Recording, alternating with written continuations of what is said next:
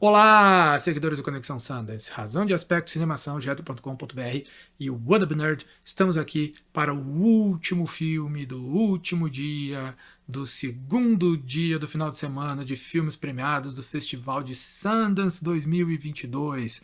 Foi uma grande jornada, foram muitos filmes esse ano, tem vídeo para todos os tipos, tem todos os filmes de suspense, todos os filmes de terror, tem tudo que você puder imaginar do Festival de Sundance aqui. E vamos então para o nosso último filme, que é Blood. Em Blood, nós temos então a Chloe, que viaja para o Japão. A Chloe também está de luto, é um tema como está no filme do Kogonada, mas com outra abordagem.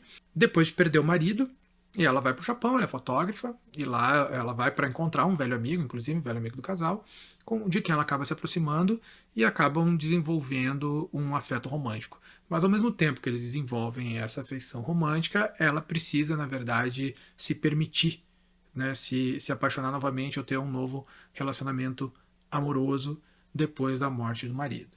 Mas como isso é feito em Blood? Isso é feito de uma forma muito, muito, muito sutil. É aquele tipo de filme que é bem devagar, bem lento, muita coisa implícita, as coisas são muito baseadas nos olhares, em pequenos gestos, não tem assim grandes acontecimentos e grandes revelações. É o tipo de filme que aqui nos Estados Unidos as pessoas vão dizer que não acontece nada. Sabe o que eu tenho a dizer sobre isso? Eu adoro esse tipo de filme, eu gosto muito, porque são filmes muito intensos e muito profundos e filmes muito emocionais. A narrativa explora bastante a cultura japonesa, né? Ela explora a paisagem japonesa, ela explora a forma como a Chloe vai se encontrando e vai se redescobrindo ali com as pessoas que ela vai conhecendo, à medida que ela vai fazer os trabalhos dela de fotografia, que é uma coisa bem específica, ela fotografa pessoas que são especialistas em alguma coisa, então vai lá, passa um dia inteiro entrevistando e fotografando um pescador, por exemplo, né? Um cozinheiro, esse tipo de coisa. Ela fotografa esse tipo de atividade, enquanto ela vai se aproximando do Toshi, né? Que é o amigo a quem ela foi visitar, que recebeu ela no Japão, e da filhinha dele, né? O Toshi também pelo meu entendimento, é viúvo, porque não se fala da mãe da garota em nenhum momento do filme inteiro.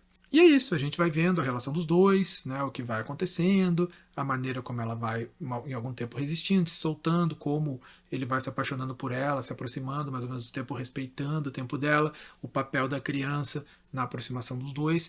Mas uma coisa muito interessante no filme também é que, em algumas sequências, especialmente de sonho dela, né, a maneira como ela vai se lembrando do marido, vai se lembrando do que aconteceu com o marido, das memórias boas com o marido, da última viagem que eles fizeram, até o momento em que os sonhos dela começam a ser, então, ela começa a ter sonhos sobre as coisas que ela fez com o Toshi e esse tipo de situação mais do presente da vida dela, que é quando então você começa a perceber que as coisas ali evoluíram. É um filme que a trama não importa tanto, mas muito mais a jornada, né? Como ele é executado, e você tem que estar com um espírito bem preparado, porque é um filme lento, eu admito que é um filme lento, mas ele é um filme, digamos assim, quentinho, certo?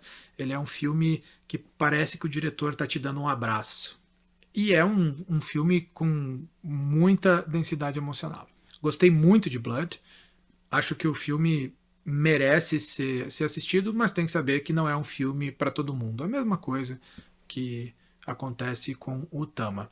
E vou deixar, então, Blood com 4,5 estrelas de 5. E se você gostou desse vídeo, por favor, curta, comente, compartilhe nas suas redes sociais. Faça o mesmo com a playlist do Festival de Sundance. Assista todos os vídeos, ou pelo menos dos filmes que te causarem mais interesse. E ajudem a divulgar o Conexão Sundance. Espero que em 2023 nós tenhamos mais.